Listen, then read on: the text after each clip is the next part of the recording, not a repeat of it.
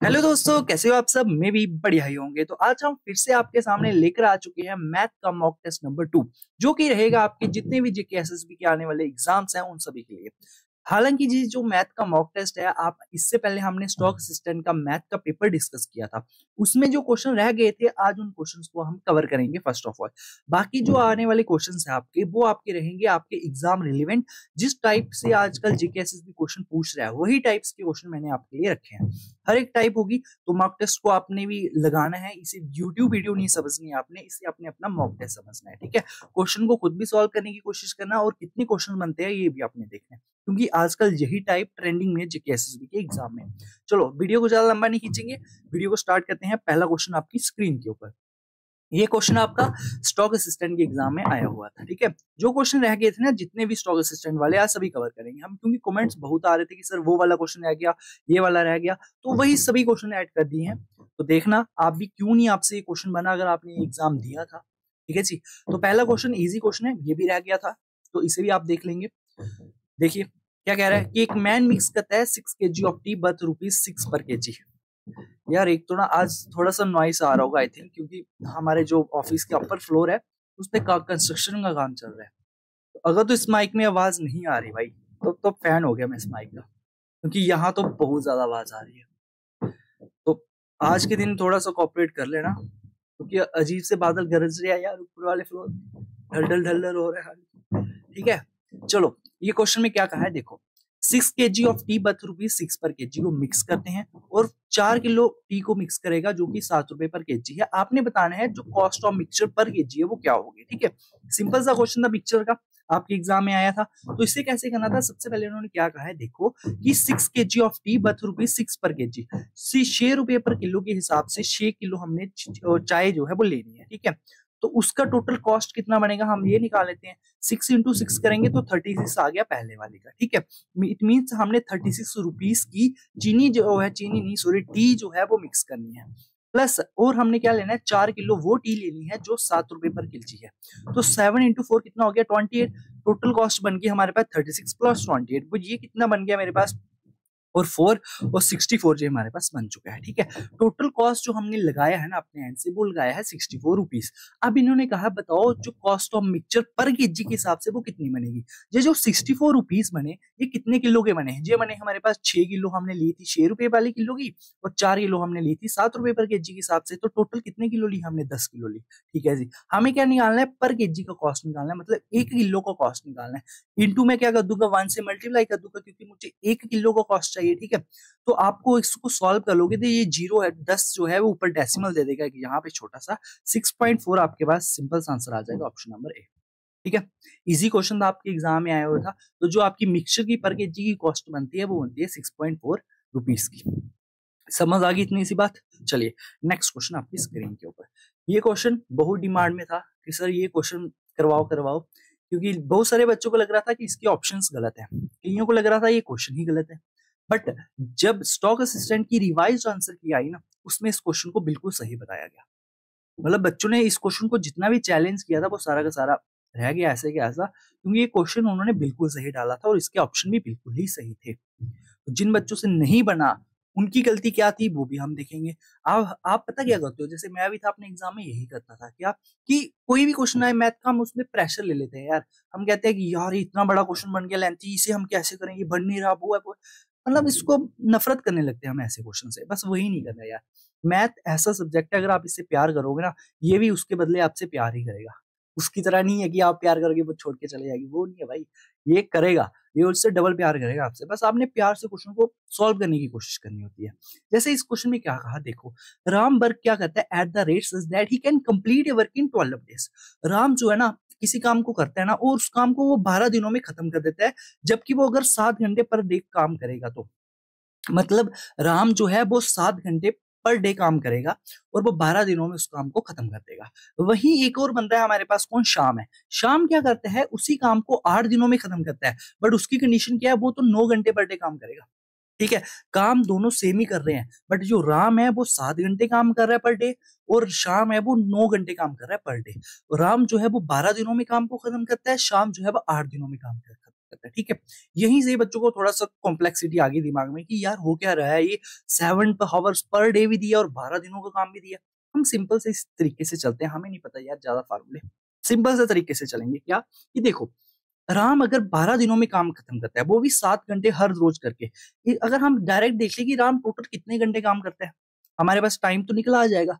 हम ये देख सकते हैं कि राम टोटल कितने घंटे काम कर रहा है। हमें नहीं देखना कि वो 12 दिनों में काम कर रहा है कि 10 दिनों में कर रहा है, नहीं। हमें देखना अगर वो लगा रहेगा कंटिन्यू काम करने को, तो वो कितने घंटे में उस काम को खत्म कर देगा। उसको कैसे निकालेंगे हम, सिंपल सा 12 इंटू अगर 7 से मल्टीप्लाई करें, मेरे पास टोटल घंटे आ जाएंगे, कितने लगेंगे, तो 12 इंटू 7 कितना होता है, 84 होता है, बन गया मेरे पास। ठीक है जी, ये आ गया राम का काम। ओके, जगह नहीं बची जी, आ गया राम का काम। ठीक है, ये राम ने 84 घंटे लगा के, 84 हावर्स लगा के उस काम को खत्म कर दिया। वहीं आगे हमारे पास श्याम भाई साहब, श्याम जी कहते हैं कि भाई मैं 8 दिनों में 9 घंटे काम करूंगा, 8 दिनों में उस काम को खत्म कर दूंगा। तो अगर मैं कहूँ कि श्याम ने टोटल कितने घंटे काम किया ये मैं निकाल दूं, तो वो कैसे निकालेंगे हम, 9 इंटू 8 72 आ गया, यहाँ पे आ गया 72। मतलब राम और श्याम ने टोटल कितने घंटे काम किया ये हमारे पास आ चुका है। हमें पता है एक बात क्या, कि टोटल वर्क जो होता है ना वो इफिशिएंसी इनटू टाइम होती है। टाइम तो हमारे पास आ गया ना दोनों का, टाइम तो दोनों का आ गया मेरे पास, मुझे बस इफिशिएंसी निकालनी है, टोटल वर्क निकल जाएगा। अगर मैं डायरेक्ट टोटल वर्क निकालूं, अब हमें आपने पढ़ा है टाइम एंड वर्क में क्या, कि हमें टोटल वर्क निकालने के लिए इन दोनों का एलसीएम लेना होता है, ठीक है। बट इतने बड़े बड़े नंबर में आपको एलसीएम लेने में थोड़ा सा टाइम लग जाएगा। हमें ये बड़े बड़े नंबर देखने नहीं है, हमने देखना ये नंबर किससे कटते हैं। मुझे पता है 84 और जो 72 है ना, ये 12 से कट जाते हैं, 12 से कटेंगे भाई सीधा सीधा। अगर मैं इनको 12 से काट लूं, मतलब 12 को मैं बाहर ही रख लूं फिलहाल के लिए, तो 12 का इंटू 7 जा 84 होता है, और 6 से कितना होता है, 72 होता है, ठीक है जी। ये आ गया मेरे पास टाइम, और टाइम से अगर मैं एलसीएम निकालूं टोटल वर्क निकालने के लिए, तो वो कितना होता है, 7 6 जा 42, ये मेरे पास एलसीएम आ गया, ठीक है। इनकी इफिशियंसी कितनी आ गई, 6 इंटू 7, ये सब मैं उम्मीद करता हूँ आपको पता होगा यार, ठीक है। टाइम एंड वर्क का आपने पढ़ा है तो ये पता होगा इफिशियंसी कैसे निकालते हैं। अगर 7 इंटू 6 करूंगा 42 आता है, 6 इंटू 7 करूंगा तब भी 42 आता है, ठीक है। ये मेरे पास जो है ये इफिशियंसी है, ये टाइम है, और ये आ गया मेरे पास टोटल वर्क। बट ये ओरिजिनल टोटल वर्क तो नहीं है, क्योंकि मैंने 12 इन दोनों में से कॉमन भी तो लिया था। अब यहीं भी मैं 12 को मल्टीप्लाई भी करवा दूंगा, तो मेरे पास ये ओरिजिनल टोटल वर्क आ जाएगा। समझ आ गई इतनी सी बात, जी सर आगे। तो टोटल वर्क कितना है मेरे पास, 42 इंटू 12 420 प्लस 84, मतलब 504, ये जो है मेरे पास टोटल वर्क है। 504 अगर मेरे पास टोटल वर्क है, टोटल वर्क आ गया, इफिशियंसी आ गई, टाइम आ गया। टाइम दोनों को कितना है, 84 और 72, ये टोटल टाइम है, ठीक है। हमें पूछा क्या गया है, हमें पूछा है if Ram and Shyam work together working 7 hour a day. 7 hour a day ये तो बात की बात है। पहले यह कहता है कि राम और श्याम दोनों एक साथ काम करेंगे। अगर एक साथ काम करेंगे तो क्या होगा, टोटल वर्क अपॉन इफिशियंसी होगी। इफिशियंसी क्या होगी, इफिशियंसी राम की कितनी है 6 यूनिट और श्याम की कितनी है 7 यूनिट, तो 7 + 6 कितना होता है 13। 13 से हम कर देंगे डिवाइड। ये तो आ गया वो टाइम जब इन्होंने कहा था हमें कि राम और श्याम दोनों साथ में काम करेंगे। और अगर जिन बच्चों ने यहाँ पे अपना आंसर सी मार्क कर दिया वो गलत हो गया उनका, क्योंकि आगे स्टेटमेंट उन्होंने पढ़ी नहीं। आगे उन्होंने क्या कहा था, वर्किंग 7 आवर ए डे, उनको बस 7 घंटे ही काम करना है। ये जो उन्होंने काम किया ना, ये टोटल काम किया कितने घंटों में खत्म होगा। ये 504 डिवाइडेड बाय 13 पता क्या कह रहा है, ये कह रहा है कि टोटल काम को आप कितने घंटों में खत्म करोगे। कंडीशन इसने ये डाल दी कि आपको सिर्फ 7 घंटे ही काम करना है रोज के। आपने ज्यादा काम नहीं करना, आपने लगातार 24 घंटे काम नहीं करना है, आपने सिर्फ 7 घंटे काम करना है। तो अगर हमें 7 7 घंटे का निकालना है रोज के दिन का, तो मैं डिवाइड बाय 7 से कर दूंगा, कि इससे क्या होगा, हर रोज मेरा 7 7 घंटे ही काम होगा। अगर मैं 7 से इसको काटूं तो 7 बार में कटेगा 49, और 2 बार में 14 72, तो 72/13 ही हमारा इसका एक्यूरेट सही आंसर है। बताओ, ऑप्शन नंबर बी।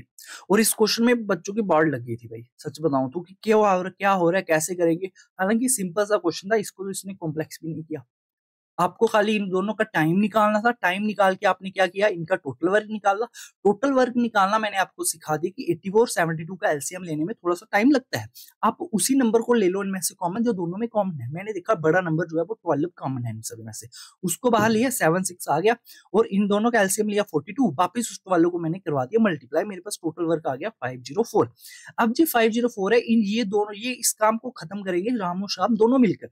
दोनों की इफिशियंसी से मैंने डिवाइड करवाया, बट इतनी कंडीशन क्या थी, काम जो करना है वो 7 घंटे के हिसाब से करना है, पर डे के हिसाब से।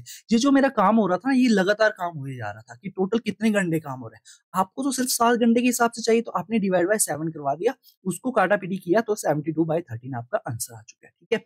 और ये क्वेश्चन बिल्कुल सही था, कहीं भी इस क्वेश्चन में कोई गलती नहीं है। क्लियर।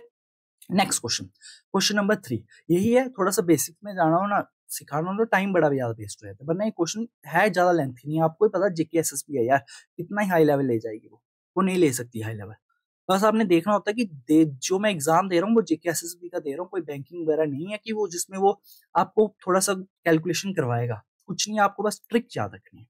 जैसे इस क्वेश्चन को देख लो, ये आपका आउट ऑफ सिलेबस है, बट हाँ आप खाली यही एग्जाम तो नहीं दे रहे हो, वेटनरी फार्मासिस्ट या स्टॉक असिस्टेंट और भी दोगे, वहां पे आपका कंपाउंड इंटरेस्ट, सिंपल इंटरेस्ट आएगा ही आएगा। तो इस क्वेश्चन को आप कैसे करते हैं, ठीक है, इस क्वेश्चन के लिए भी मैसेज आए थे सर इसे करवा दो कंपाउंड इंटरेस्ट का, तो ये क्वेश्चन भी देख लो भाई।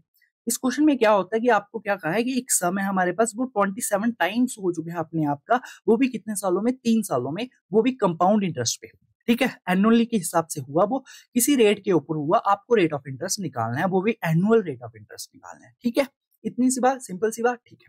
आपको गिवन क्या है, आपको अमाउंट दिया गया कि 27 टाइम हो चुका है, आपको टाइम दे दिया गया, आपको रेट ऑफ इंटरेस्ट निकालना है। अगर आपको कंपाउंड इंटरेस्ट का फार्मूला पता होगा अमाउंट का, ठीक है, इसको हालांकि दो तरीके से हम निकाल लेंगे, इसको हम निकाल सकते हो, पहले हम बुक के अकॉर्डिंग चलते हैं, जो हमें हर एक बुक में दिया होता है, क्या कि amount is equal to principal into 1 plus R upon 100 का की power N.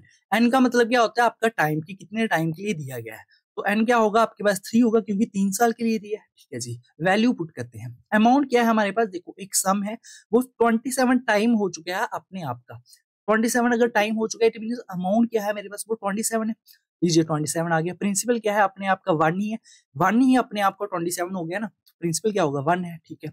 1 plus R upon 100 की पावर कितनी हो जाएगी, 3 हो जाएगी। क्लियर है इतनी सी बात, ठीक है सर क्लियर।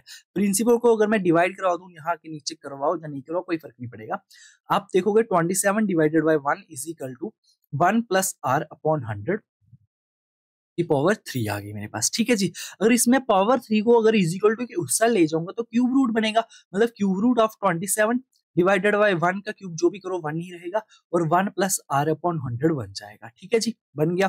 27 का क्यूब कितना होता है सर, वो तो 3 होता है, तो 3 इज इक्वल टू 100 को यहाँ मैं मल्टीप्लाई करवा दूंगा अगर, तो 100 प्लस आर अपॉन कितना आ जाएगा, 100 आ जाएगा।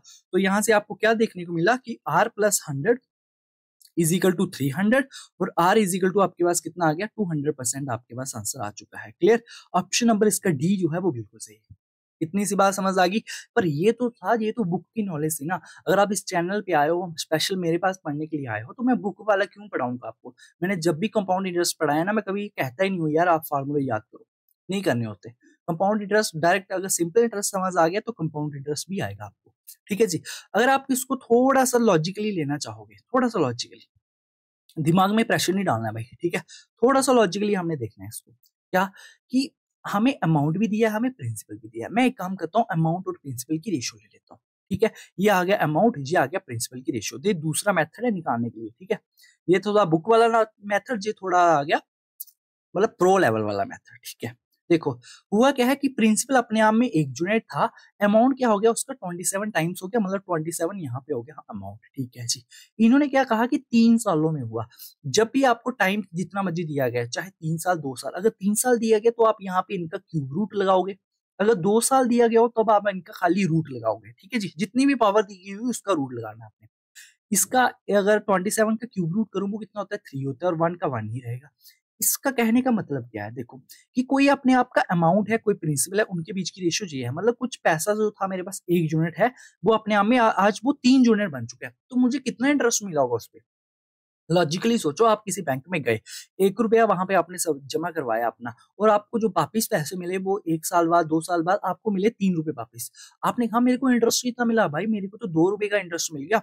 जो जो मिला आपको, यही आपको क्या मिला, 2 रुपए का इंटरेस्ट मिला। और जो इंटरेस्ट हमें मिलता है हमेशा प्रिंसिपल पे मिलता है, तो प्रिंसिपल कितना हमें 1 इंटू हम 100 से मल्टीप्लाई करवा देंगे तो 200% हमारे पास इंटरेस्ट आ जाएगा। ये थोड़ा सा लॉजिकली सोचने वाला क्वेश्चन है, जो कि आप बिना पेन उठाए करते इस क्वेश्चन को, ठीक है। अगर आपने कंपाउंड इंटरेस्ट पढ़ा होता ना मेरी क्लास का, तो मतलब यूट्यूब पे तो नहीं पढ़ाया था डिटेल में, हाँ अगर पढ़ा होता कहीं तो बिना पेन उठाए बनने वाला क्वेश्चन था ये। और जबकि सभी बच्चे डर गए कि कंपाउंड इंटरेस्ट है, कैसे करेंगे कैसे। सेम ऐसा ही क्वेश्चन मैंने आपके लिए थोड़ा सा एक्स्ट्रा रख दिया, ये वाला। आई नो कि सिलेबस का पार्ट नहीं है, बट भाई सीख के जाओगे, आपने बहुत सारे एग्जाम देने हैं अभी, ठीक है। सेम ऐसा ही क्वेश्चन आपको रेट ऑफ इंटरेस्ट निकालना है, बताओ निकाल सकते हो कि नहीं निकाल सकते हो।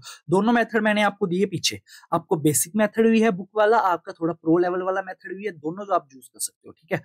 किसी भी मेथड से आप इस क्वेश्चन को अब आप ट्राई करो। समझ आई मेरी बात? अब आपने इसको खुद ट्राई करना है। इसमें आपको अमाउंट भी दिया, प्रिंसिपल भी दिया और टाइम दिया गया 2 साल, आपको रेट ऑफ इंटरेस्ट निकालना है।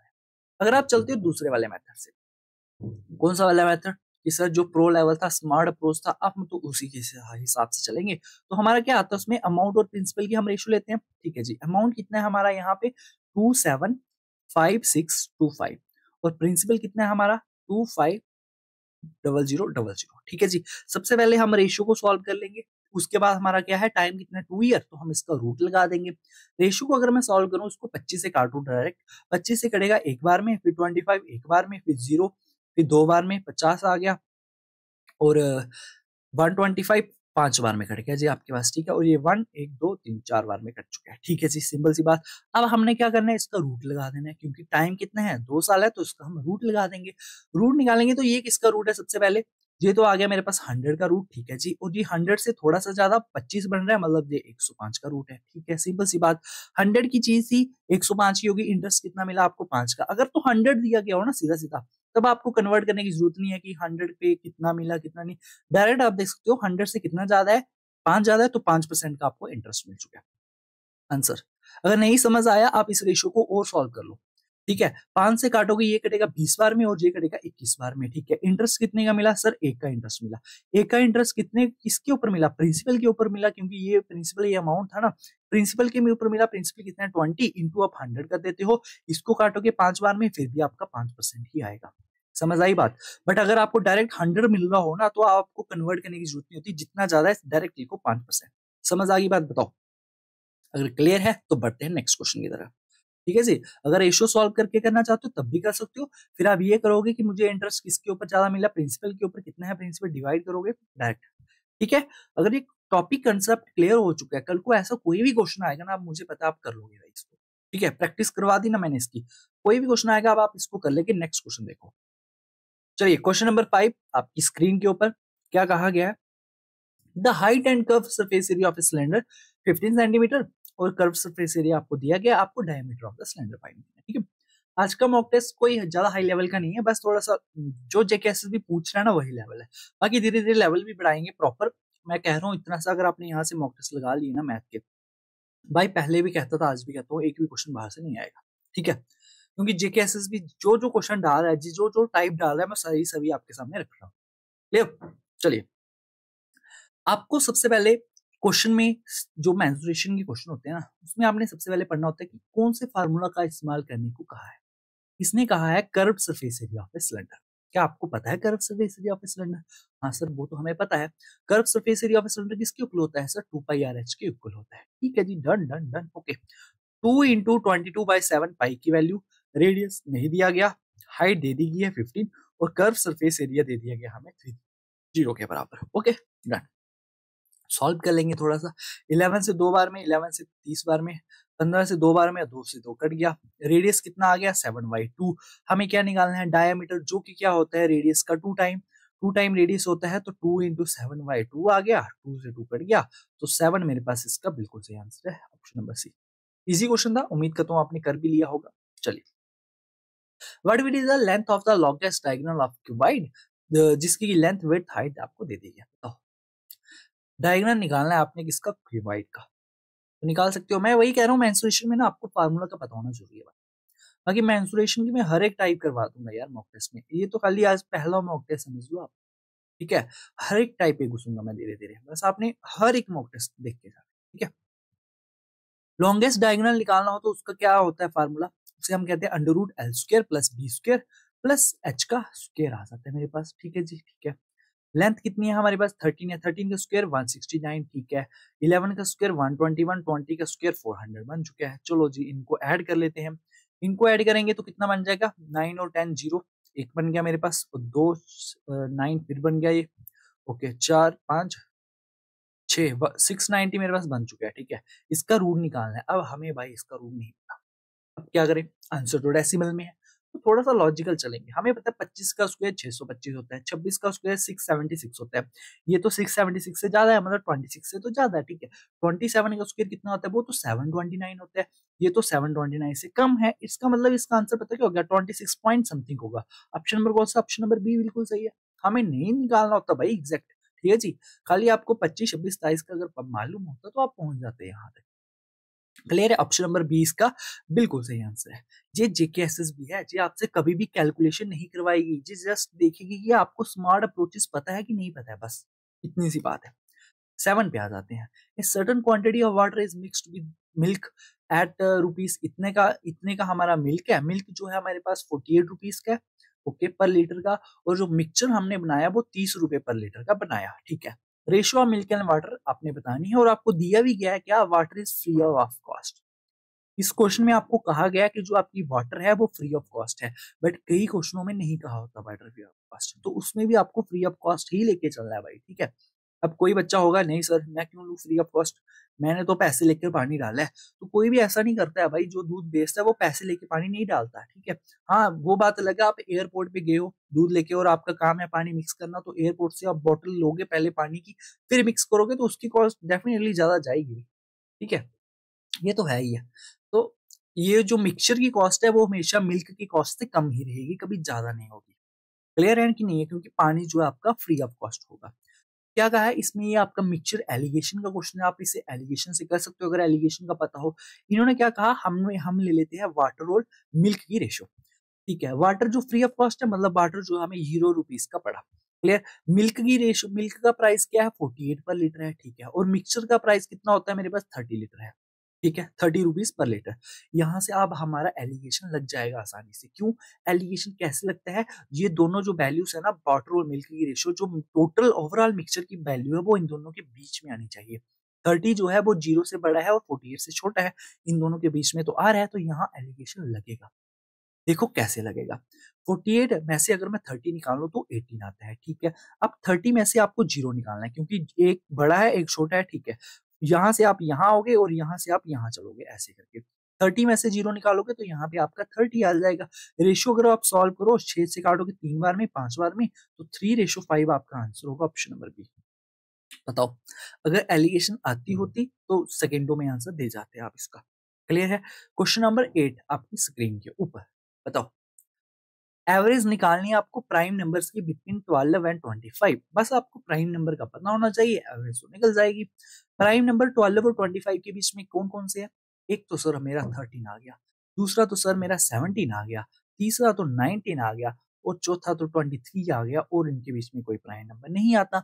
एवरेज का फार्मूला क्या होता है, सम अपॉन नंबर, इन दोनों का सम तो ले लिया, टोटल ये कितने नंबर है, 4 नंबर है, तो डिवाइडेड बाय 4 कर दिया। सिंपल सा क्वेश्चन था, ऐड कर लो इनको। 9 और 3 2 आ गया मेरे पास, और जहां पे कितना बन चुका है मेरे पास ये 1 3 4 5 और 6 7, 72 डिवाइडेड बाय 4 बन चुका है। और जो कटेगा मेरे पास 18 टाइम्स कट जाएगा, ऑप्शन नंबर डी मेरे पास इसका बिल्कुल सही आंसर है। ठीक है जी, इजी क्वेश्चन है, उम्मीद करता हूँ आप कर भी रहे होंगे इजी इजी, कोई बात नहीं, अच्छे क्वेश्चन भी आएंगे भाई, टेंशन नहीं लो।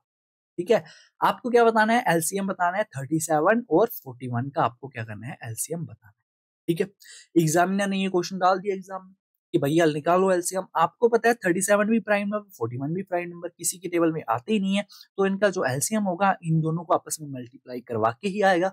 अब कुछ बच्चे होंगे जो पूरी मल्टीप्लाई करवाने बैठ चुके होंगे, बट कुछ होंगे स्मार्ट बच्चे जो यूनिट डिजिट को देखेंगे कि 1 को अगर मैं 7 से मल्टीप्लाई करूंगा तो यूनिट डिजिट पे 7 ही आएगा। ऑप्शन में 7 यूनिट डिजिट पे कहां दिख रहा है, ऑप्शन नंबर ए में दिख रहा है, तो ऑप्शन नंबर ए ही हमारा सही है। बिना पेन उठाए करते हैं इस क्वेश्चन, समझ आई। यही होते हैं स्मार्ट अप्रोच। ऐसा नहीं है कि एग्जाम में प्रेशर में आए और लग पड़े, ऑप्शन पे भी नजर रखनी है आपने भाई, ठीक है। 10 question, question number 10, the two adjacent sides of a parallelogram are 12 centimeter 5 centimeter. If one of the diagonal जो 13 centimeter long है, then what is the area of parallelogram? बताओ। देख रहे हो, सारे क्वेश्चन एग्जाम रिलेटेड है, सारे। मैंने जीके एसएसबी के अभी तक जितने भी एग्जाम ले बैठी है ना, वो हाल फिलहाल में सभी को स्टडी किया, और उसी के बेसिस के ऊपर आज आपके लिए टाइप लेकर आया हूं। ऐसे ही मॉक टेस्ट आएंगे, वो भी मजेदार। ठीक है, चलो करो इसको। एक पैलोग्राम है आपके पास, सर हमारे पास तो एक पैरेललोग्राम है कुछ इस तरह से, ठीक है। इन्होंने कहा एडजेसेंट साइड जो है ना वो 12 सेंटीमीटर और 5 सेंटीमीटर, ठीक है। एक हमारे पास 12 सेंटीमीटर आ गई, एक 5 सेंटीमीटर आ गई, ठीक है जी। वन ऑफ द डायगोनल, एक उनका डायगोनल है जो कि 13 सेंटीमीटर लॉन्ग है, ठीक है जी। एरिया ऑफ पैरेललोग्राम आपको बताना है। अगर तो बच्चे थोड़े से स्मार्ट होंगे, उन्होंने देख लिया होगा ये तो ट्रिपलेट बन रहा है सर, ये तो 5 12 13 का ट्रिपलेट बन रहा है, इसका मतलब ये तो राइट एंगल ट्राइंगल है। समझ आई? ये आपकी राइट एंगल ट्राइंगल है, ये भी राइट एंगल ट्राइंगल बनेगी। बात समझ आ गई? अब ट्रिपलेट्स क्या होते हैं कईयों को ना पता होगा, आपने पाइथागोरस थ्योरम सुनी होगी। उसमें आपको पता है कि बेस का स्क्वायर प्लस परपेंडिकुलर का स्क्वायर जो तो हाइपोटेनस के स्क्वायर के इक्वल होता है। आपका बेस कितना है 12 और आपका परपेंडिकुलर कितना है 5 का स्क्वायर, ये जो है ना ये 13 के स्क्वायर के बराबर होगा, देख लेना सॉल्व करके। अगर बराबर है इसका मतलब ये ट्रिपलेट्स है। तो ये ट्रिपलेट साइड इसका मतलब ये राइट एंगल ट्राइंगल है, और राइट एंगल ट्राइंगल का आपको एरिया निकालना आता है। राइट एंगल ट्राइंगल इसका मतलब ये क्या है, ये रेक्टेंगल है और ये राइट एंगल भी है। इसका मतलब क्या होता है कि आपकी जितनी भी रेक्टेंगल्स होती है ना वो सभी की सभी पैरेललोग्राम्स होती है, बट सभी की सभी पैरेललोग्राम्स जो है वो कभी भी आपकी रेक्टेंगल नहीं होगी, ठीक है। All rectangles are parallelogram but all parallelograms are not rectangle, ठीक है जी। तो आपका जी राइट एंगल ट्राइंगल बन चुका है, इसका एरिया। अब रेक्टेंगल का एरिया क्या होता है बताओ भाई? रेक्टेंगल एरिया तो सर हमारे पास लेंथ इंटू ब्रेथ होता है, क्योंकि ये रेक्टेंगल बन गया ना, रेक्टेंगल की सभी साइड्स कितनी होती है 90 डिग्री के इक्वल, ये भी 90 बन रही है, ये भी 90। तो आपकी ये रेक्टेंगल बन गई, रेक्टेंगल का एरिया कैसे निकालते हैं? लेंथ इंटू ब्रेथ, 12 इंटू 5 करोगे आपके पास 60 बन जाएगा, ठीक। अगर मैंने इसको कॉम्प्लिकेटेड कर दिया हो तो सॉरी, समझ चुके होंगे आप क्या है। आप जब इसको डायग्राम आपने ड्रा किया ना, आपकी राइट एंगल ट्राइंगल बनी, तो राइट एंगल ट्राइंगल से आपने ये देखा ये तो रेक्टेंगल बन रही है अभी। अगर रेक्टेंगल बन रही है तो रेक्टेंगल का लेंथ इंटू ब्रेथ एरिया होता है, आपने निकाल दिया। Next question, current population of the town जो है वो 68,000 है। पॉपुलेशन इंक्रीज हुई पहले 10% से, फिर डिक्रीज हुई 5% से, फिर उन्होंने बता दो कि हमें 2 सालों के बाद जो पॉपुलेशन है वो क्या होगी। बता सकते हो कि नहीं? सॉल्व करो भाई, वीडियो रोक के सॉल्व करो यार, इतने अच्छे अच्छे क्वेश्चन आपके लिए लेकर आया हूं मैं। देखो पहले जो पॉपुलेशन थी ना वो थी 68,000, उसके बाद क्या हुआ 10% की इंक्रीज आई। 10% की फ्रैक्शन वैल्यू क्या होती है? 1/10 होती है। मतलब ओरिजिनल वैल्यू अगर हमारे पास ओरिजिनल अगर 10 है, इंक्रीज कितने का हुआ? एक का जो है मेरे पास वो इंक्रीज हुआ, मतलब 10 की चीज 11 की बन चुकी होगी, तो 11/10 हो गया, ठीक है जी। फिर क्या हुआ? 5% का डिक्रीज आया। 5% की फ्रैक्शन वैल्यू क्या होती है सर? वो तो 1/20 होती है, मतलब 20 की चीज थी, एक का डिक्रीज आया, 19/20 में बिकी होगी, ठीक है जी। इसी को आपने सॉल्व करना है, तो कर सकते हो कि नहीं बताओ? 0 0 जे 2 0 चले गए, ठीक है। 2 से मैंने इसको काटा 34 टाइम्स पे और 0 जे भी है, 340 आ गया। मल्टीप्लाई करवाना है आपको 340 को इंटू 11 से इंटू 19 से। अब अब अब सुनो, जो बच्चे होंगे एग्जाम में प्रेशर में आए हुए वो लग पड़ेंगे मल्टीप्लाई करने, पता है, वो ऑप्शंस को नहीं देखेंगे, वो लग पड़ेंगे अपनी धुन में मल्टीप्लाई करने, आंसर देने। पर जो थोड़े से होंगे ना स्मार्ट अप्रोचेस, जिन्होंने मैथ को सच में प्यार करके पढ़ा है, वो देखेंगे यहाँ तो 11 कभी कटा ही नहीं। इसका मतलब ऑप्शन में जो भी हमारा आंसर होगा ना वो 11 का मल्टीपल होगा ही होगा। अगर वो 11 का मल्टीपल होगा, आपको 11 की मल्टीप्लाई 11 की डिविजिबिलिटी आपको पता होनी चाहिए। 11 की डिविजिबिलिटी क्या कहती है? सपोज दैट आपके पास ए बी सी डी ई नाम के नंबर है, ठीक है। 11 की डिविजिबिलिटी पता क्या कहती है? कि आपका पहला ए और जो दूसरा है तीसरा है और जो 5 में है, मतलब एक छोड़ के एक, ए सी ई, मतलब ए प्लस सी प्लस ई, ये जो बराबर होने चाहिए, ये बी प्लस डी के बराबर होने चाहिए, ये कहती है 11 की डिविजिबिलिटी, ठीक है। समझ आई मेरी बात? जैसे ऑप्शन में हम देखें, पहला ऑप्शन है 71060, 7 प्लस जीरो इट मीन 7 है, ठीक है। बचे हुए नंबर 1 प्लस 6 ये भी 7 है, मतलब 7 इज इक्वल टू 7 आ गया। ऑप्शन नंबर ए हमारा आंसर हो सकता है। और ऑप्शन नंबर बी की तरफ बढ़ेंगे, 5 प्लस 6 11 होता है, और 11 1 प्लस 1 11 में अगर आप ऐड करोगे 1 प्लस 1 2 होता है, ठीक है। और यहाँ पे 8 0 आगे कुछ भी नहीं है, तो ये जो 2 जो है ये 8 के ऊपर कभी बराबर है ही नहीं, ऑप्शन नंबर बी आंसर नहीं हो सकता। 69 भी कभी आंसर नहीं होगा आपका, क्योंकि ये तो है ही 2 डिजिट, ठीक है। और ये इसको देख लो, ये 7 प्लस 1 8 है, और बाकी तो 0 0 है, ये भी आंसर नहीं हो सकता। तो आपका ऑप्शन नंबर ए जो है बिल्कुल सही है। समझ आई बात? बताओ। 11 की डिविजिबिलिटी आप पास बिना मतलब बिना टाइम वेस्ट किए भी देख सकते हो, और आपका आंसर आ जाता है डायरेक्ट ऑप्शन नंबर ए। ये था क्वेश्चन, और इसको ऐसे इतना बड़ा बढ़ा दिया था भाई। चलो नेक्स्ट क्वेश्चन, क्वेश्चन नंबर 12। हर एक क्वेश्चन आपके लिए बेस्ट रखा है आज का। साइड ऑफ ट्राइंगल इतनी इतनी दे दी गई है, आपको एरिया ऑफ ट्राइंगल निकालना है। बताओ कैसे निकालोगे आप, बताइए भाई। साइड ऑफ द ट्राइंगल आपको दी है, आपको एरिया ऑफ द ट्राइंगल निकालना है। कोशिश कीजिए जैसे भी आप निकाल सकते हो वीडियो रोक के। अगर तो आपने कोशिश की तो बहुत बढ़िया बात है। आप इसको कैसे करते हैं सर, ये तो सभी डिफरेंट डिफरेंट साइड है, इसके लिए तो हम हीरोन्स फार्मूला लगाएंगे, हमें आता है हीरोन्स फार्मूला। मैंने कहा अच्छा अच्छा आता है, बताओ भाई कैसे लगाओगे। आपको कि सर सबसे पहले तो मैं सेमी पेरीमीटर निकालूंगा। सेमी पेरीमीटर का कैसे निकालते हैं, पेरीमीटर का हाफ पेरीमीटर कैसे निकालते हैं, सम ऑफ साइड्स। साइड का सम क्या है, एक साइड देखो साइड्स क्या है 8 6 और दूसरी 10 है। अगर 8 6 10 है साइड आपकी, तो इसका अपने सम निकालने 18 प्लस 6 24। और सेमी पेरीमीटर कैसे होता है, 24 डिवाइडेड बाई हाफ करोगे, पेरीमीटर का हाफ, सेमी पेरीमीटर आ गया आपके पास 12। आप कहोगे सर मेरे को तो हीरोन्स फार्मूला आता है एरिया निकालने का। वो क्या होता है, वो होता है side into side minus A into side minus B और into side minus C. Side नहीं sorry, semi perimeter minus A, semi perimeter minus B, semi perimeter minus C. A B C क्या है, जो आपकी ये साइड्स है। ठीक है जी, ठीक है जी, जी होता है हीरोन्स फार्मूला। आप फार्मूला यूज करोगे, सेमी पेरीमीटर कितना आपके पास 12 इंटू सेमी पेरीमीटर माइनस एक साइड, कोई भी एक साइड। आप सपोज करो ए जे है, बी जे है, सी जे है, तो 12 माइनस 8 करोगे कितना आ जाएगा मेरे पास 4। 4 आ गया, और जहां पे 6 आ गया, और इंटू 10 में से माइनस करोगे तो 2 आ चुका है। ठीक है जी, थोड़ा सा इसको और सॉल्व कर लो, तो 6 इंटू 2 में 12 को लिख सकता हूँ, 4 जहाँ है, 6 जहाँ है, 2 जहाँ है। ठीक है, 2 2 6 कितना टाइम है, 2 टाइम है, तो 6 आ गया बाहर, इंटू 2 भी 2 टाइम है तो 2 भी बाहर, और 4 का रूट क्या होता है 2 होता है। 6 2 12, 12 का 2 गुना 24, 24 आपका इसका क्या होगा आंसर होगा। क्लियर है, बताओ। 24 इसका बिल्कुल सही आंसर है। समझ आ गई बात। बट कुछ बच्चे थोड़े से स्मार्ट भी होंगे, पता है, उन्होंने इतना लेंथी जाना सही नहीं समझा। उनको ट्रिपलेट्स का ज्ञान था, प्रॉपर ज्ञान था उनको भाई। पता है, उन्होंने देखा यार जो जो बात है यहाँ पे जो जो साइड दे दी गई है ना, ये तो 6 8 10, ये तो ट्रिपलेट है। और ट्रिपलेट्स का मतलब ये राइट एंगल ट्राइंगल है। इसका मतलब ये ट्राइंगल ऐसी है, कुछ इस प्रकार से है, इसमें 90 डिग्री बन रहा है, एक 6 है, एक साइड 8 है, दूसरी 10 है। ये ट्रिपलेट कैसे है, आपको पता होगा 3 4 5 का ट्रिपलेट होता है, और किसी एक ट्रिपलेट का कोई भी मल्टीप्लाई कर लो आप, वो भी ट्रिपलेट बनेगा। जैसे 3 का 2 टाइम्स करूंगा, इन सभी को मैं 2 से मल्टीप्लाई कर दूंगा ना, तो क्या बनेगा 6 8 10। अगर इसी 3 4 5 को मैं 3 से मल्टीप्लाई करूंगा तो 9 12 15। ये भी ट्रिपलेट है भाई, ये भी ट्रिपलेट है, ये भी ट्रिपलेट है, ये सारे सारे ट्रिपलेट्स है। अब मुझे पता चल गया ये तो भाई 6 8 10 ये तो ट्रिपलेट्स है, और ये तो राइट एंगल ट्राइंगल बन रही है। अगर राइट एंगल ट्राइंगल बन रही है तो इसका एरिया पता क्या होता है, half into base into height, भाई सिंपल सी बात। तो बेस कितना है मेरे पास 8 है, हाफ इंटू 8 इंटू 6 आ गया मेरे पास, काटूंगा 4 टाइम में, 6 4 जा 24, आपका डायरेक्ट आंसर आता, और वो भी बिना पेन उठाए आता। अगर आपने देख लिया होता कि ये तो ट्रिपलेट्स है, ये तो स्केलर ट्राइंगल नहीं है मेरे पास, ये तो ट्रिपलेट्स बना रही है, इसका मतलब ये तो राइट एंगल ट्राइंगल है भाई। समझ रहे हो, ये क्वेश्चन आ रहा है ऐसे जेके एसएसबी कि आपको बस स्मार्ट अप्रोचेस पता होने चाहिए, आपको क्वेश्चन का एनालिसिस करना आना चाहिए कि ये क्वेश्चन है कैसा। अगर थोड़ा सा वैल्यू बड़ी होती, सपोज कर लो ये जो 3 4 5 का है जी, इसका 8 गुना होता, इसका ट्रिपलेट 8 गुना होता, ये कि 8 3 जो हमारे पास 24 इंटू ऐसा कोई इशू होता, तो आप लगे पड़े होते हैं हीरोन्स फार्मूला से, अगर आपने ट्रिपलेट ही नहीं देखा होता। ठीक है, तो ट्रिपलेट्स भी आने चाहिए आपको। क्वेश्चन नंबर 13 आगे प्रोबेबिलिटी, और मेरे से लिख के ले लो, अगर आप वेटनरी फार्मासिस्ट के लिए जा रहे हो, आपके एग्जाम में प्रोबेबिलिटी दिखेगी ही।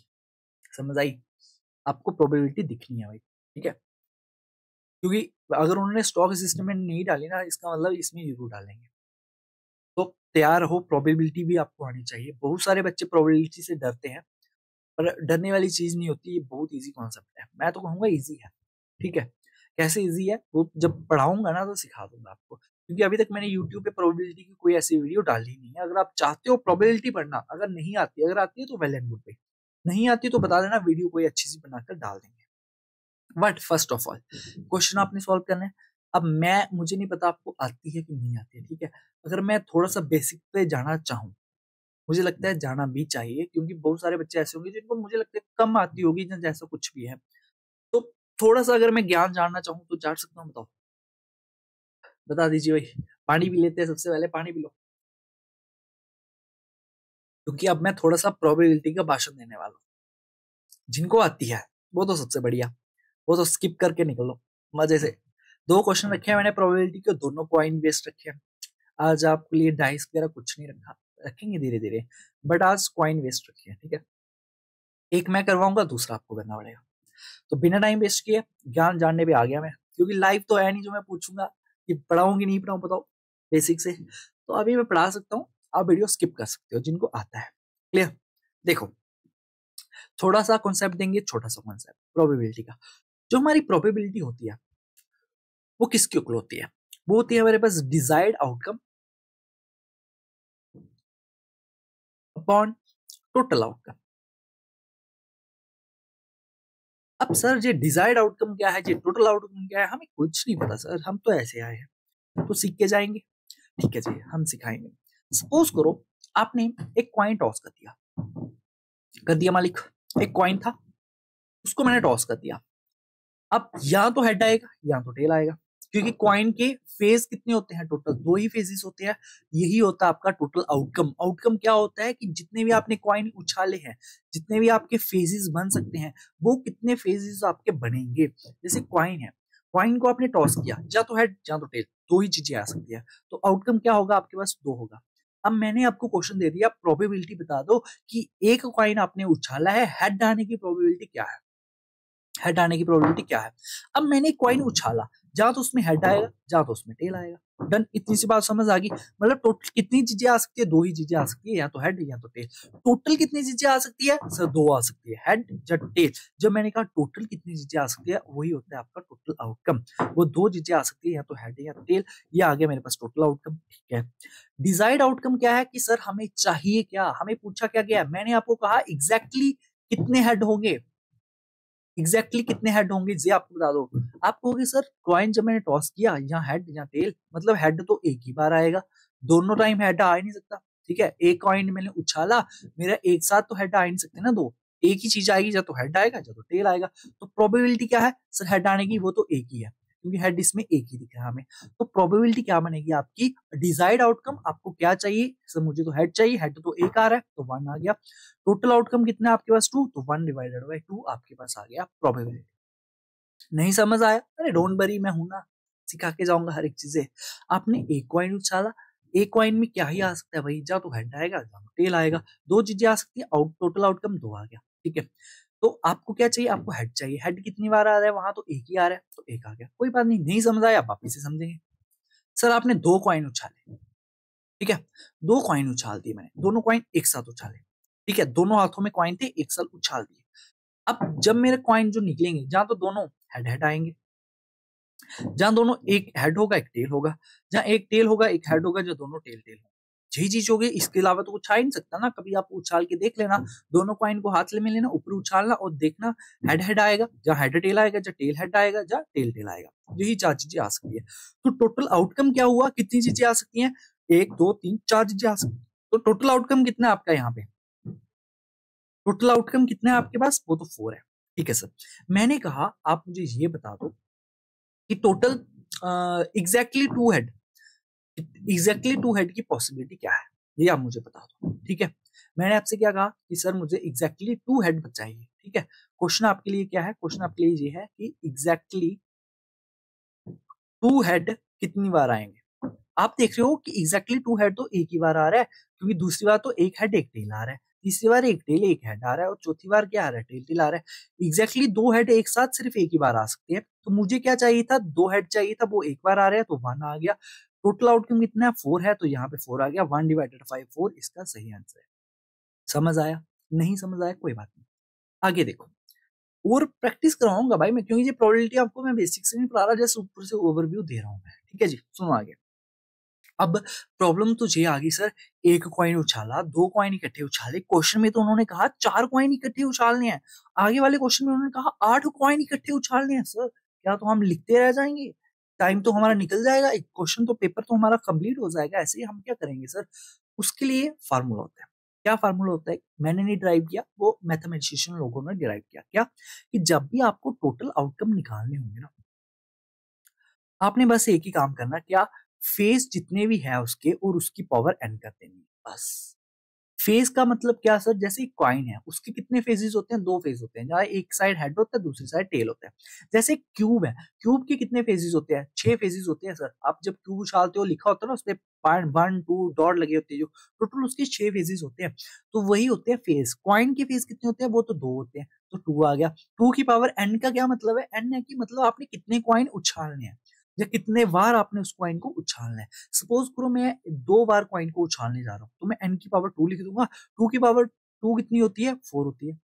यही हमारे हमने पीछे पढ़ा क्या, कि जब हमने 2 कॉइन उछाले टोटल आउटकम कितना आया, 4 आया। तो टोटल आउटकम आप यहां से निकाल सकते हो डायरेक्ट। क्या, अगर कॉइन उछालोगे तो 2 की पावर करोगे जितनी बार कॉइन को उछालोगे। अगर सपोज करो मैंने 2 कॉइन को 3 बार उछाला, तो 2 की पावर 3 कितना होता है, 8 होता है। आंसर आ गया, आउटकम, टोटल आउटकम आ गया आपके पास। ये अभी प्रोबेबिलिटी नहीं आई, ये टोटल आउटकम आया है, आपको निकालना। समझ आ गई इतनी सी बात। देखो, अब सपोज करो मैंने 3 कॉइन को इकट्ठे उछाला। क्या किया मैंने, मैंने मालिक 3 कॉइन को ना इकट्ठे उछाल दिया, तो उसकी प्रोबेबिलिटी क्या बनेगी, जहां तो तीनों मेरे हेड हेड हेड आएंगे, जहां हेड हेड हेड ऐसे लिख लेते हैं, टेल टेल टेल टेल, ठीक है, head head tail tail, head, ओहो नीचे चला गया आया, हेड हेड टेल टेल, ठीक है, head tail head tail head tail head tail आ गया, ठीक है जी। जी आ गई मेरे पास प्रोबेबिलिटी टोटल। क्या, अगर मैं 3 कॉइन को उछालूंगा ना, जहां तो मेरे तीनों के तीनों हेड हेड आएंगे, जहां तो 2 हेड होंगे एक टेल होगा, जब पहला हेड दूसरा टेल तीसरा हेड होगा, या ऐसे ऐसे करके ये होंगे, ठीक है जी। ये है मेरी प्रॉपर पॉसिबिलिटी, पूरी की पूरी पॉसिबिलिटीज। कितनी पॉसिबिलिटीज है ये, टोटल कितनी पॉसिबिलिटीज है वो हम देखेंगे।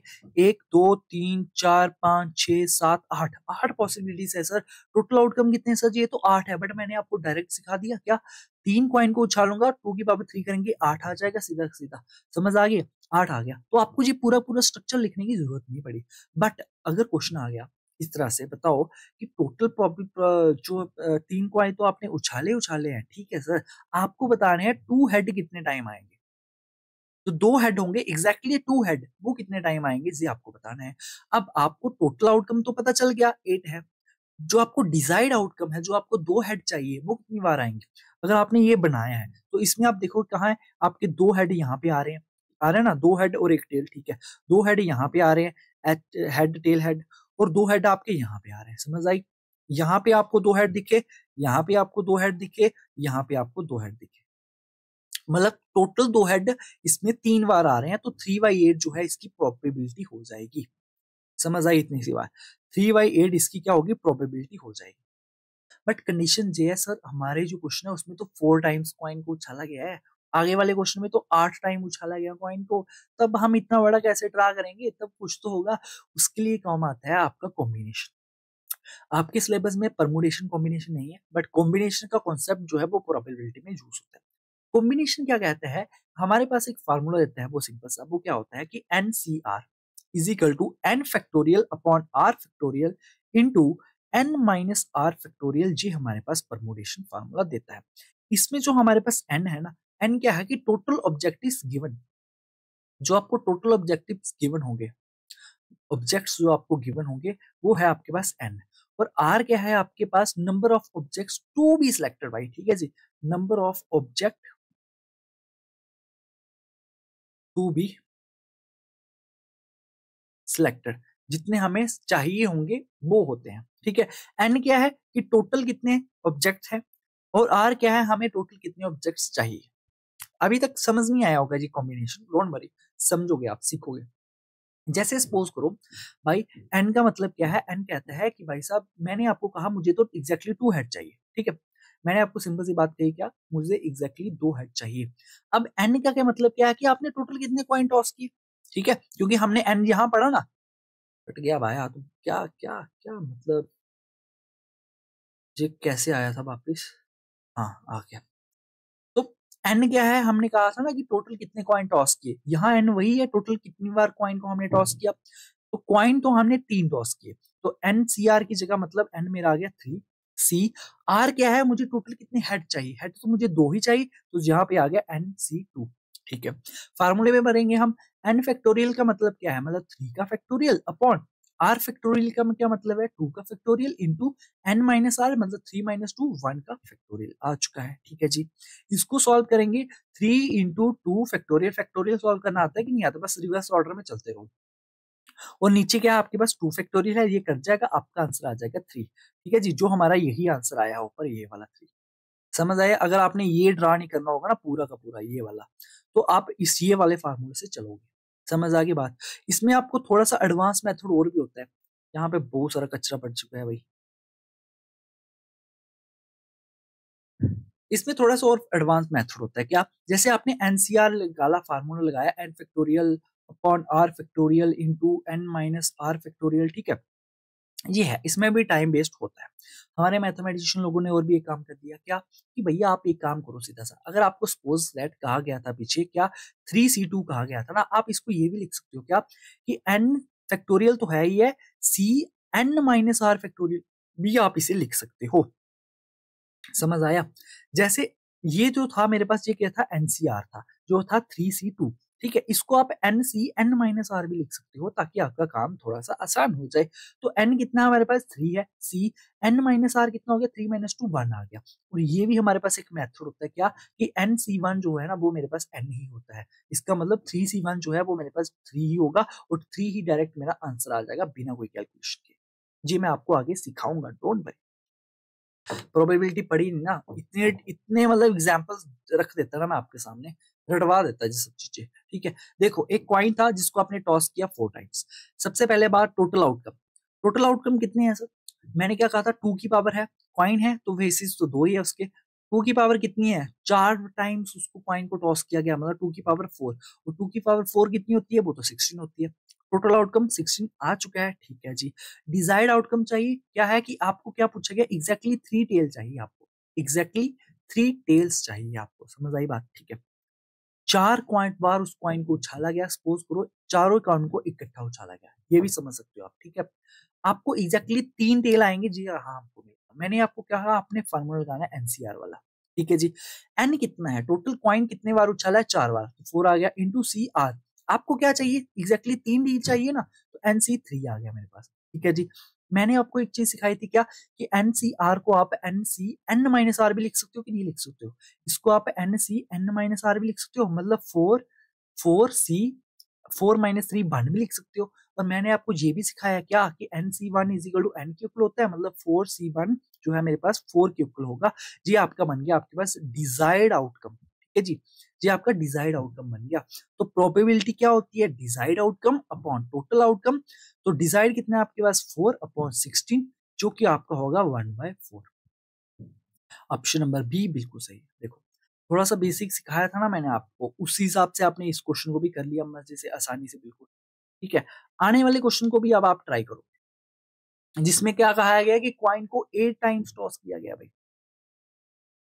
इसको सॉल्व करो, कैसे करोगे भाई, सबसे पहले टोटल आउटकम, टोटल आउटकम तो आप यूं निकालोगे अब तो, है ना। टोटल आउटकम निकालने के लिए क्या है, 2 की पावर क्या करेंगे, 8 टाइम उछाला है, 2 की पावर 8 कर देंगे। 2 की पावर 8 कितनी होती है, ये भी पता होना चाहिए। अगर ये पता नहीं होगा फिर तो दुविधा में पड़ जाओगे ना आप। ठीक है, तो देखो 2 की पावर जो 8 है वो होती है मेरे पास 256। क्लियर, 2 की पावर 8 256 होती है। ठीक है जी, अब हमें क्या चाहिए, तो हमें तो डिजायर्ड आउटकम चाहिए ना। डिजायर्ड आउटकम वो क्या होता है, वो तो एन फैक्टोरियल एनसीआर होता है। ठीक है जी, एन क्या है आपके पास, जहाँ पे भाई 8 टाइम उछाला गया तो 8 हो गया। सी आपको क्या चाहिए, 5 हेड चाहिए, एक्जैक्टली एन सी 5 आ गया, 8c5 हो गया। मैंने आपको ये भी कहा था आप इसको N C N minus R भी लिख सकते हो, मतलब आप इसको 8c 8 में से 5 निकाला 8c3 भी लिख सकते हो। अब इसको सॉल्व कैसे करते हैं, ये देखो 8c3 को आपको सॉल्व करना है। आपने क्या करना, 8 है सर, 8 है, नीचे कितना है हमारे पास r 3 है ना, तो 8 की हम 3 बार एक्सटेंशन देंगे, मतलब एक 8 आ गया, उल्ट रिवर्स में चलना है, 7 इंटू 6 आ गया, बस इतना सा। ठीक है जी, जो नीचे होगा ना जितना, अगर नीचे 4 होता तो हम 4 टाइम एक्सटेंशन लेते, मल्टीप्लाई 5 भी करते, रिवर्स ऑर्डर में चलना होता है। ठीक है, जो आपके फैक्टोरियल होता है उससे ऐसे ही खोला जाता है, रिवर्स ऑर्डर में मल्टीप्लाई करवाते हो जाते हैं। क्लियर, नीचे कितने 3 3 इंटू 2 इंटू 1, बात खत्म, बात खत्म। अगर सपोज करो ऐसा होता 8c4 होता, तो आप पता क्या करते, 8 की 4 बार एक्सटेंशन देते, 8 7 6 5 4 हो गए। ठीक है, और 4 into 3 into 2 into 1 कर देते। सपोज करो 8C5 होता तो आप क्या करते, तो आपने वही किया ना, 8C5 को आप छोटा करने के लिए 8C3 भी कर सकते हो n-r, तो अब वापिस से यहाँ पे पहुंच जाते। बट सपोज करो आप नहीं कन्वर्ट करते तो आप क्या करते, 8 7 6 into 5 into 4, क्योंकि 5 टाइम आपने एक्सटेंशन देनी है, ठीक है जी, और 5 into 4 into 3 into 2 into 1, और इसका आंसर सेम ही होगा क्योंकि हमने 8C3 और 8C5 सेम ही है। क्लियर, इसको सॉल्व कर लो। 3 से काटूंगा मैं 2 बार में, 2 से 2 कट गया, 7 8 से कितना आ गया, 56 आ गया। जे मेरे पास आया desired outcome, total outcome 256, probability क्या होगी 56/256। काटा पीटी कर लीजिए। 4 से काटूंगा मैं एक बार में, 4 बार में 14 आ गया, और 4 से मैं काटूंगा 6 बार में, और 16 4 बार में 64 आ गया मेरे पास। क्लियर है कि नहीं है बताओ दीजिए। अगर इतनी सी बात क्लियर है तो 2 से काटूंगा 7 बार में, और 32, 7y32, ऑप्शन नंबर बी बिल्कुल सही है। बताओ, समझ आ गया? उम्मीद करता हूँ छोटा सा भी एक कॉन्सेप्ट था ये प्रोबेबिलिटी का, क्वाइन वेस्ट। अभी तो और भी आएगा, एट लीस्ट आएगा, एट मोस्ट आएगा, बहुत सारे कॉन्सेप्ट है। वो चैप्टर अगर मैं वीडियो डाल दूंगा एक तो वीडियो में कर लेना, वरना मॉक टेस्ट में भी छोटे छोटे कवर करवा दूंगा। बट मुझे नहीं लगता मॉक टेस्ट को इतना लंबा खींचना भी सही है यार, ठीक है। दो बच्चे ऑलरेडी तैयारी कर बैठे, वो क्या मॉक टेस्ट देखेंगे, वो तो कहेंगे सर तो टाइम पास करके चले गए। क्लियर है? क्वेश्चन नंबर 15 देख लीजिए। ऊपर वाले फ्लोर में तो यार बड़ा दर्द हो गया, बड़ा डिस्टर्बेंस क्रिएट हो गया। चलो क्या कहा है, the ratio of alpha and beta, उनकी एजेस क्या है, 2:5 है। सम ऑफ देयर एजेस इतना है, आपको डिफरेंस फाइंड करना है। सिंपल सी बात, सम कितना है 238 है। ओके जी, ये जो सम है किसका सम है, ये तो 2 और 5 का सम है ना, तो 5 + 2 कितना है 7 है। ये 7 पार्ट की वैल्यू हमें कितनी, किसकी वैल्यू निकालनी है, हमें डिफरेंस की वैल्यू निकालनी है ना। और 5 और 2 के बीच में डिफरेंस कितने, 3 का, इंटू 3 का, तो बस सिंपल सा, ज्यादा नहीं यार, ज्यादा टेंशन लेनी नहीं है। 238 जो है जी कितने पार्ट की वैल्यू है जी, 5 + 2 7 पार्ट की वैल्यू हमें ये निकालनी है। वो डिफरेंस है 5 × 2 का 3 पार्ट की डिफरेंस निकालना है। 7 से काटोगे इसको 3 बार में और 4 बार में, 34 × 8 करना है। 4 3 × 12 और 102 आपको कहाँ दिख रहा है यार, ऑप्शन नंबर ए में तो दिख रहा है, यही तो आंसर है। क्लियर है, हो गया। 16 पे आ जाओ। Value of peace of metal has increase from 365 से 438 तक चलेगी। आपको बताना है परसेंटेज इंक्रीज, बता सकते हो कि नहीं बता सकते हो, बताओ। डिफरेंस ले लो, 438 में से अगर आप 365 को निकालोगे तो 3 और 4 4 और 3 7 आ गया मेरे पास। 73 डिवाइडेड बाय ये जो 365 की वैल्यू है, इंटू आप 100 कर दोगे, निकाल लो। ऑलमोस्ट जे इसका 5 टाइम है, और 5 से इसको काटोगे 20 टाइम्स, तो 20 ऑप्शन नंबर डी। सही है कि नहीं है? बहुत जल्दी कर दिया मैंने इसको, क्योंकि देखो मैंने कैसे किया इसको, देखो ध्यान से। 73 था, नीचे 365 था। 7 का ये ऑलमोस्ट 5 टाइम में आता है 35, ठीक है। और 3 का ऑलमोस्ट 5 टाइम 15 होता है, और 35 में 15 ऐड करूंगा 36 बन जाएगा। ऐसा ही है कुछ। 5 बार में मैंने इसको काट दिया, और इसको 20 बार में, 20 इसका सही आंसर है। आज का लास्ट क्वेश्चन, ठीक है, इसको लास्ट क्वेश्चन रखते हैं। मॉक टेस्ट बड़ा लंबा हो चुका है, और भी प्रैक्टिस करवाएंगे आपको। क्या कहा है, the breadth of a rectangular floor is 3/5 of it length. If the area of the floor is 60 meters square, then what is the difference between the length of the floor and top of the wall? बताओ, ठीक है, बता दो। देखो, length है और breath है, और इन्होंने क्या कहा कि जो ब्रेथ है ना वो लेंथ का 3/5 है। सपोज करो लेंथ हमारी 5 पार्ट की है, तो ब्रेथ कितनी होगी, 3 पार्ट की। यही कहा गया ना, क्योंकि जो ब्रेथ है वो 3/5 है किसका, लेंथ का। हमने मान लिया लेंथ मेरी 5 पार्ट की है, ब्रेथ कितनी होगी, 3 पार्ट की होगी। Area of the floor is इतना है, रेक्टेंगुलर फ्लोर है, ठीक है। रेक्टेंगुलर का एरिया कितना होता है, लेंथ इंटू ब्रेथ, मतलब 5 part into 3 part is equal to 60 metre. Clear है, ठीक है। बहुत सारे बच्चों ने इसमें गलती की होगी, क्या, वो मैं दिखाता हूँ। 5 × 3 किया 15, उन्होंने पार्ट ही रहने दिया होगा, उन्होंने इसका स्क्वायर नहीं किया होगा। यही एक बड़ी मेजर मिस्टेक होती है। इजिकल टू 60 के बराबर है, ठीक है। यही बहुत बड़ी मिस्टेक का कारण है, बहुत सारे बच्चे करते भी है ये, क्योंकि मल्टीप्लाई जब इस पार्ट्स को करोगे, पार्ट्स का स्क्वायर बनेगा ना। 15 से इसको काटोगे 4 बार में, P square is equal to 4 है, तो पी की वैल्यू कितनी आ गई, 2 आ गई। 2 आ गई, तो आपको क्या करना है, difference between length and breadth निकालना है। लेंथ 5 पार्ट की, ब्रेथ 3 पार्ट की, और 5 - 3 2 पार्ट की, तो 2 पार्ट की वैल्यू क्या होगी, 2 × 2 इज इक्वल टू 4 मीटर। यही आपका आंसर, ऑप्शन नंबर डी। बताओ, आज का मॉक टेस्ट कैसा लगा आपको कमेंट्स में मेरे को जरूर बताना भाई, ठीक है। अगर कोई कमी पेशी होगी वो भी बता दीजिए, कमेंट्स हम सभी के पढ़ते हैं। बाकी और भी मॉक टेस्ट मैं आपकी कोशिश करूंगा मैथ्स के अच्छे लाने के लिए, क्योंकि सभी एग्जाम रिलेवेंट चीजें होगी यार, ज्यादा हाई लेवल भी लेके नहीं जाऊंगा मैं। जहां जहां तक जीके भी पहुंच सकती है वहां तक पहुंच चुका, ठीक है। एक भी क्वेश्चन बाहर से नहीं आएगा, उसकी टेंशन मत लो आप, ठीक है। हर एक टॉपिक के कॉन्सेप्ट्स को हम रख देंगे। बाकी तो मिलते हैं फिर किसी नई वीडियो के साथ, तब तक के लिए बाय बाय।